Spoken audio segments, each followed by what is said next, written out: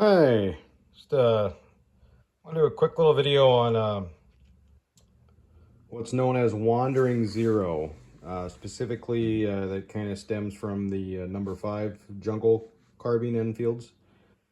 But it seems that folks with sported Enfields seem to have that issue as well.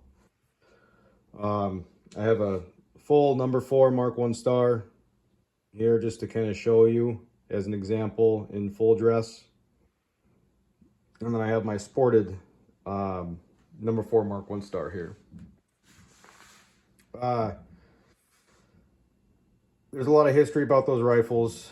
There's some real experts out there, and I'm not going to begin to give a seminar on that. However, I do want to bring up kind of what I've ran into about the Wandering Zero, right? They're specifically for the number 5 Jungle Carbine rifles.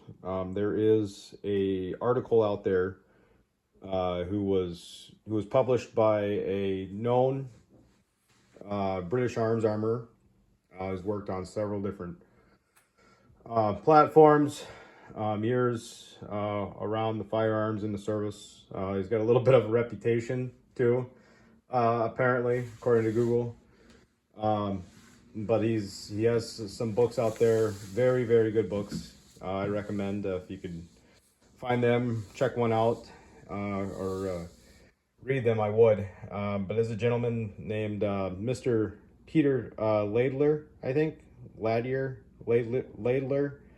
I'm not entirely sure how to pronounce it. But he had published an article, several articles actually, but one sticks out, which is on the number 5 Jungle Carbine Wandering Zero. I'm not gonna go take you through the whole article, but the bullet points are that it was a known issue. It wasn't an actual myth. They did find that for some reason these rifles had a wandering zero, along with a mess of all other problems, with the lightning cuts, the way they were designed.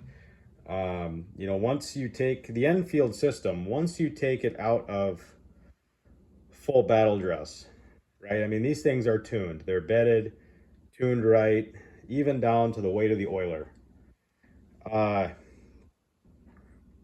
Once you take it out of that, you're going to run into so many different issues. And you can see through the different variations of the Enfields through the years how they've changed the bedding, right? They have so many different ways to combat the barrel whip, and the way the system is kind of designed. Uh, anyway, it was a known issue, and he never did get to the bottom of it. However, to quote or paraphrase, I should say,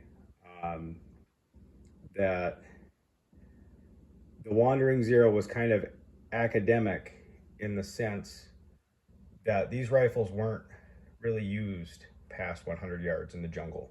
Okay, in Burma, Laos, in the jungle, right?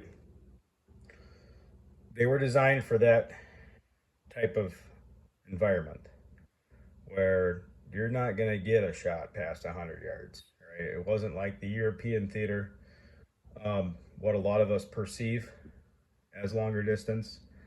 This was very thick jungle environment. They needed to lighten the system down, and it just needed to do what it needed to do for the ranges that they were fighting at. And it worked fantastic for that, according to the article. Now, one big thing that did cause the zero, the wandering zero, and we know this with not just this system, but everything else, that once the barrel gets hot, your zero tends to go. And then if you're chasing your zero, then you might as well just stop. Okay. Now, even though this isn't a number 5 Jungle Carbine. It is a cropped up version of an Enfield. So I was experiencing wandering zero. Okay. Part of that could have been the bedding. So what I did is I did a 2-point type bedding system. Epoxied everything in here, epoxied this action here like you traditionally would for a target or type rifle. And then from the Knox form forward, she's completely free floated. Free floated wide to the point where even with the best of barrel whip, you're not going to get the sides here. Once you did that, tightened up the king screw, made sure everything in here was solid. I haven't had a problem with wandering zero since. Now, because I got the short barrel, I mean, we're talking 19 inches of barrel length here. It does heat up. It heats up fast. So if you're going to go and zero your rifle and you know everything's tight, you've done everything you can, after the third or fourth shot, take a minute. Okay, let that barrel cool down and then go again. Now if you're still having problems, then I would say it is something in here. It could be the ammunition. However, I would use a heavier grain ammunition if you can, if you're able to, just because they don't heat up as much. Some of those lighter bullets with the faster burning powders tend to heat this barrel up pretty quick. Those bigger bullets moving a little slower tend to not heat up as fast, and they tend to be a little bit more accurate in these old girls. But if you're still having problems, then I would say that it probably has something to do with the bedding in here, the bedding in your action. Either this isn't tight all the way, you might think it is, but it's not, or you're not getting full contact in the back here or up here.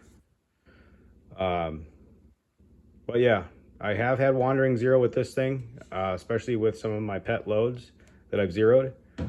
And the only thing that I can come to the conclusion on that with my discovery is that this either the king screw comes loose or this wasn't completely bedded. And what it was for me is that this wasn't completely bedded. I thought it was. But once I went through and rebedded this whole thing and made sure that I was completely free floated, I haven't had an issue. However, again, this rifle does heat up after the third, fourth shot. So typically after I shoot 4, I take a few minutes, let the barrel cool down, and finish my session. Hope it helps.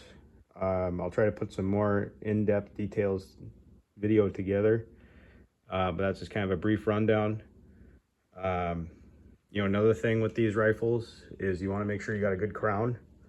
If this is nicked up on the side here, and it's really kind of ugly on the end, your shots are going to go. But yeah, hope it helps. If you got anything else you'd like to see, let me know.